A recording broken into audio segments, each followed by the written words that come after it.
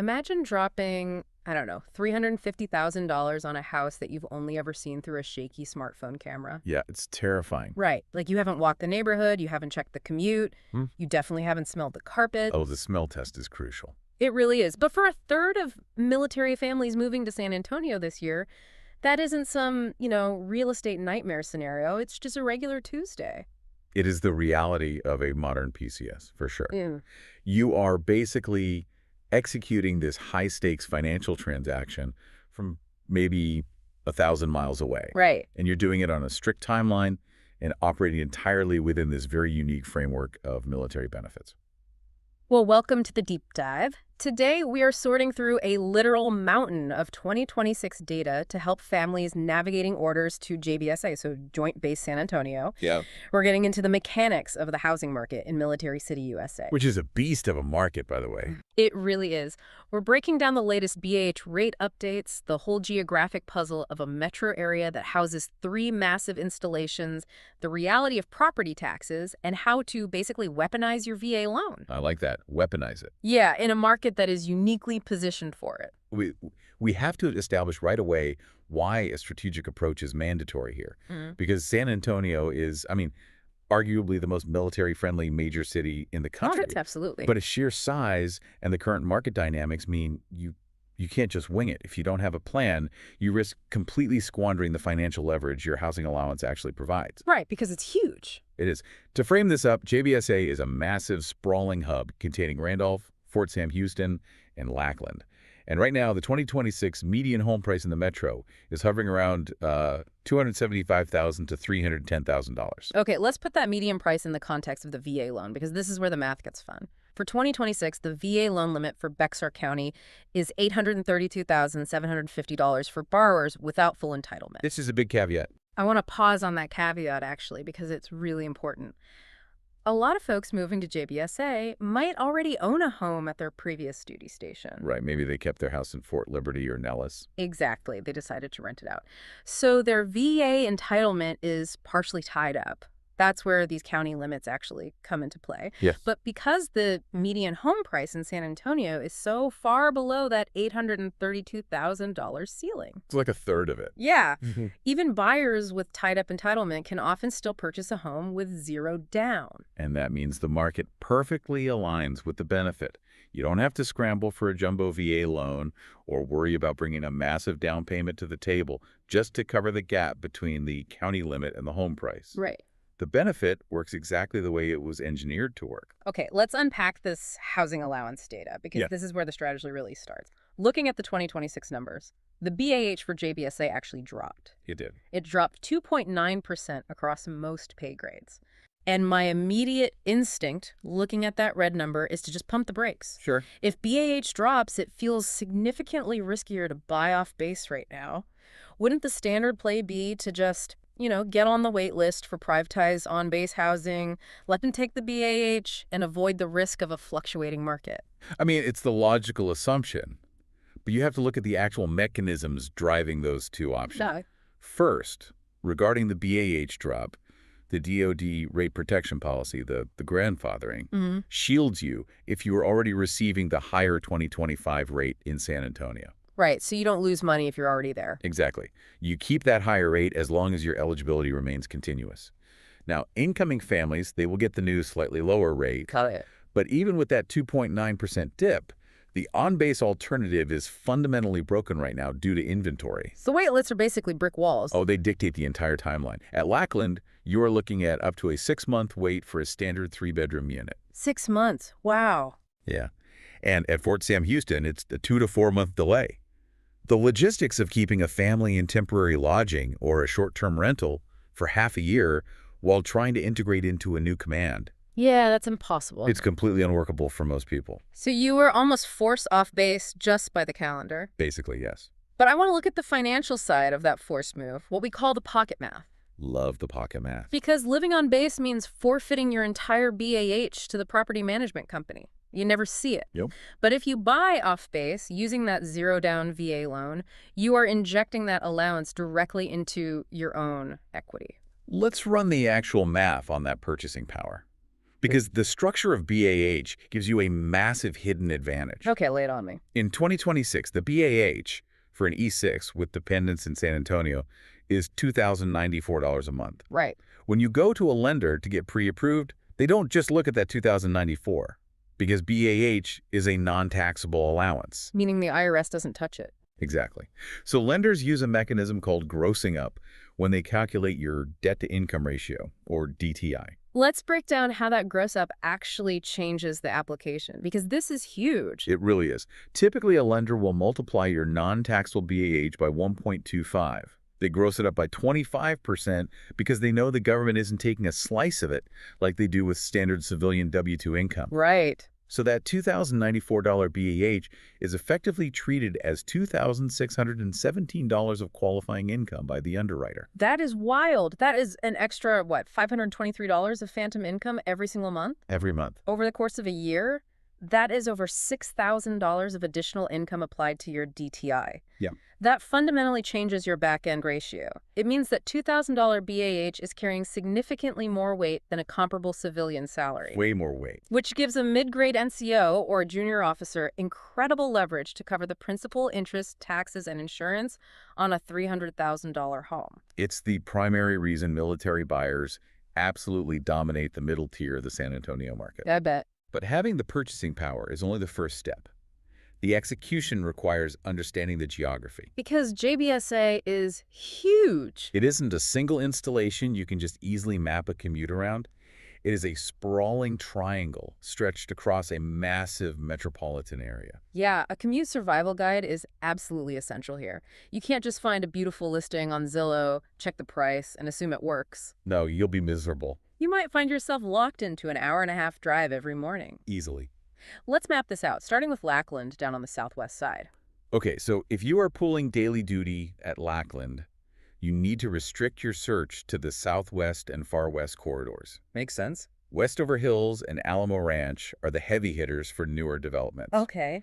If you have a slightly higher budget, Helotes is highly sought after. Oh, I've heard of Helotes. Yeah, it gives you this fantastic, rugged, hill country topography and larger lots, with homes typically starting around the $320,000 mark. Nice.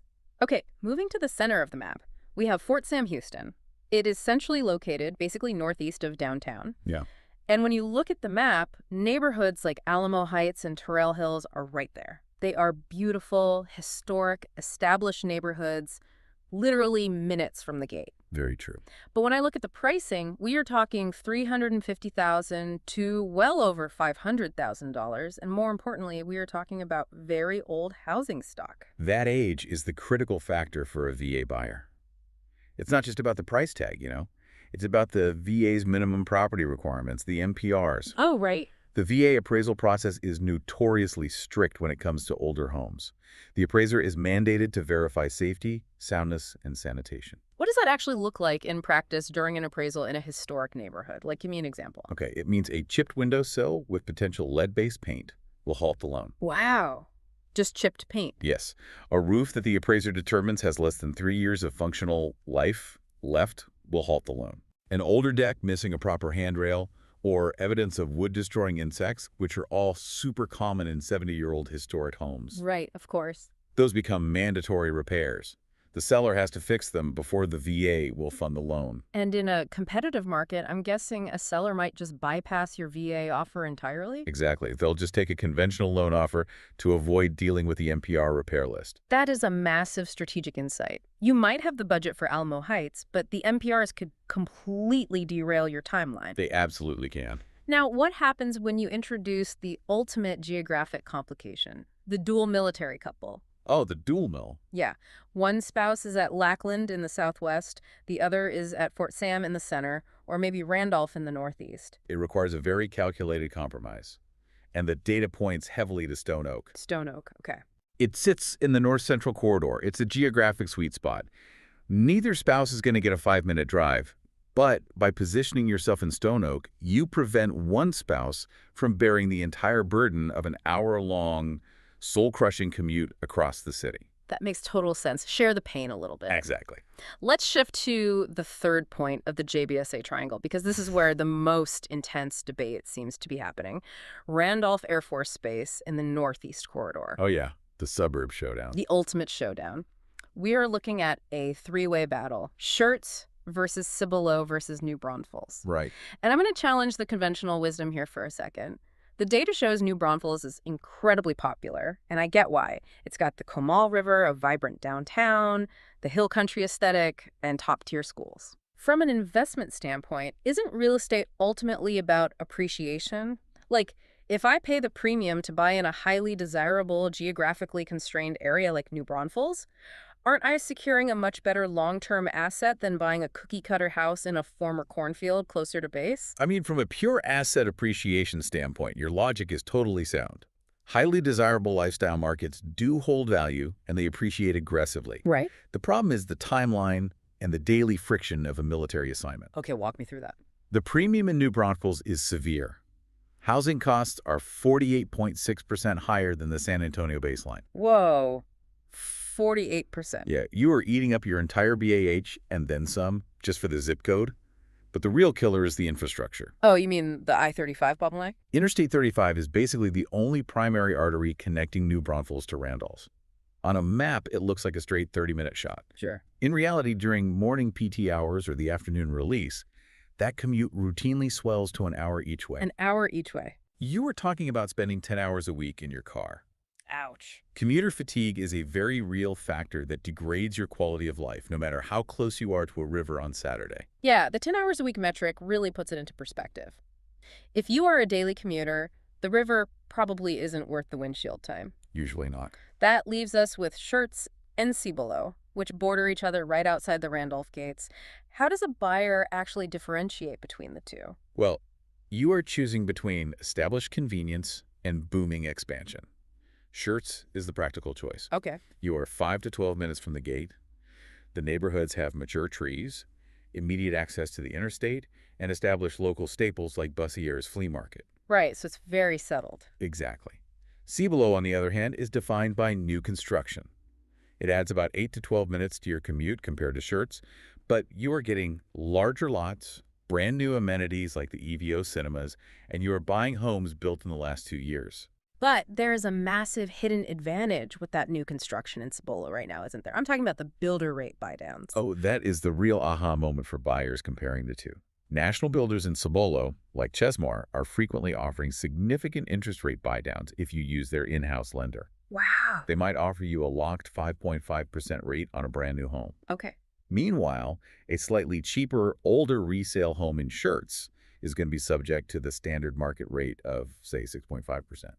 So when you run the actual monthly math, the $350,000 new build in Cibolo could have a cheaper monthly payment than the $320,000 older home in Schertz, Yes, purely because of the cost of capital. exactly. The financing mechanisms dictate the affordability way more than the sticker price. However, Uh-oh. you cannot talk about affordability in Texas without addressing the state's tax structure. This is the financial landmine we absolutely have to uncover, because Texas famously has no state income tax. Everyone loves that line on the brochure.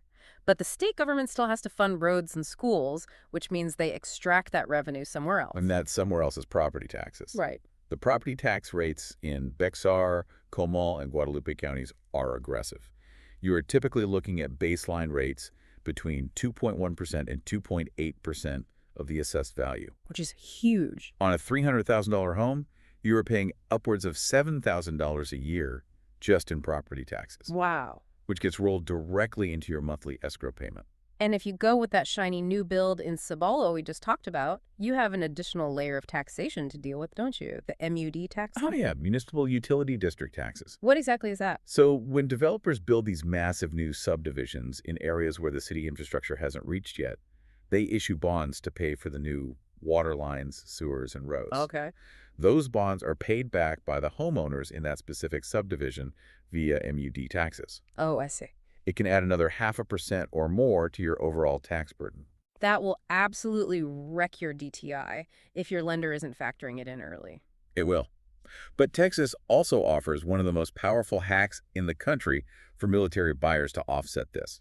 Let's hear it. The disabled veteran property tax exemption. Oh, It alters the math entirely. The state offers a sliding scale of property tax exemptions based on your VA disability rating. okay. It starts with a $5,000 reduction off your assessed value for a 10% to 29% rating. Which is nice, but not earth-shattering. Right. But if you have a 100% disability rating, Texas grants a 100% total property tax exemption on your primary residence. Wait, you pay zero property tax. Literally zero. That saves you $6,000 to $8,000 a year, which stays right in your pocket. Every single year. And then there is the Texas Mortgage Credit Certificate, the MCC. The data says it offers up to $2,000 a year. But let's explain how the MCC mechanically works, because people constantly confuse tax deductions with tax credits. Yeah, it is a critical distinction. A tax deduction simply lowers your total taxable income. A tax credit, which is what the MCC provides, lowers your actual tax bill, dollar for dollar. Got it. If you do your federal taxes and find out you owe the IRS $5,000, applying your $2,000 MCC credit means you now only owe $3,000. That is incredible. It is a direct injection of capital back into your household every single year you live in the home and pay the mortgage. It really is. Now, we have to touch on one environmental factor before we talk about execution. When people visualize moving to San Antonio, they just think of the heat. Right, it's Texas. Exactly. They rarely think about flooding. And it catches out-of-state buyers every single year. The topography of the Texas Hill Country acts as a giant geological funnel. Oh, wow. Yeah, when massive rainstorms hit, the water rushes down the limestone and funnels directly into Bexar County. Creeks like Salado and Leon can rise incredibly fast, creating these severe flash flood zones. That sounds terrifying. If you buy in one of those zones, you are looking at mandatory flood insurance that can add $800 to $2,500 to your annual expenses. You have to verify the localized Bexar County flood risk maps, not just the broad FEMA maps. Okay, let's transition to the actual execution of this mission. We know the math, we know the map, we know the tax traps and the flood zones. Yep. But how do you actually close on a house when you are stationed in, say, Germany? Because relying on a video tour still feels totally wild to me. It is entirely reliant on having a real estate agent who acts as a specialized tactical proxy. A proxy. Yeah. About a third of JBSA buyers close completely remotely. Yeah. The way it works successfully is that your agent isn't just pointing a FaceTime camera at the granite countertops. Right. They are doing the physical due diligence that you literally can't do. They are conducting the smell test. Literally. They are checking for damp, musty smells. They're turning the camera around to show you that the beautiful driveway actually backs out onto a blind curve. Oh, that's huge. You'd never see that in photos. Never. They are looking over the back fence to see if you are bordering a noisy commercial loading dock or driving through the neighborhood to see if half the houses have rental signs in the yard, which really changes the community dynamic. They are providing the context that real estate photography is specifically designed to crop out. Exactly. But none of that video tour matters if you haven't secured your VA pre-approval before you even start looking. Right. The speed of the market just demands it. You need to know exactly how your grossed-up BAH translates into purchasing power, factoring in the specific tax rate of the county you're looking in. Because if your agent finds the perfect home in Schertz and you wait until then to call a lender... That house will be under contract with someone else before your paperwork is even processed. Yeah. This all builds to a final, incredibly important concept. You've navigated the commute, you've leveraged your BAH, you've secured the house. But what happens in 3 years when the military inevitably hands you new PCS orders? The exit strategy. Yes. This is what we call the exit strategy paradox. San Antonio is a phenomenal rental market because you have a captive, rotating audience of incoming military families. Right. There's always someone new moving in. Exactly. So naturally, many buyers plan to turn their JBSA home into an investment property when they leave. But you have to remember how those incredible Texas benefits actually function. Right. I look at this like a real estate Cinderella situation. How so? Well, the clock strikes midnight the day you move out. Those massive benefits, the disabled veteran homestead exemption that wipes out your property taxes, and the MCC that gives you a $2,000 tax credit, Yep. They are legally tied to your primary residence. And the very second you change your address and convert that home into a rental property, those exemptions vanish. Poof. Your property taxes instantly shoot back up to the full 2.5% rate. The $300 a month you were cash flowing on paper suddenly evaporates. Your cash flowing carriage turns into a pumpkin because your monthly escrow payment just skyrocketed. Precisely. The math fundamentally changes the moment you pack those boxes. So the provocative thought you have to answer before you ever sign a purchase contract is this: are you buying a home simply to afford your current 3-year tour, or are you strategically buying a property that will still cash flow as the first piece of your future real estate portfolio without those tax crutches? It's the ultimate question for any military buyer. You have the leverage, you just have to deploy it with your eyes wide open to the future. Thank you for joining us on this deep dive into Military City, USA. Keep unpacking the data, and we will catch you on the next one.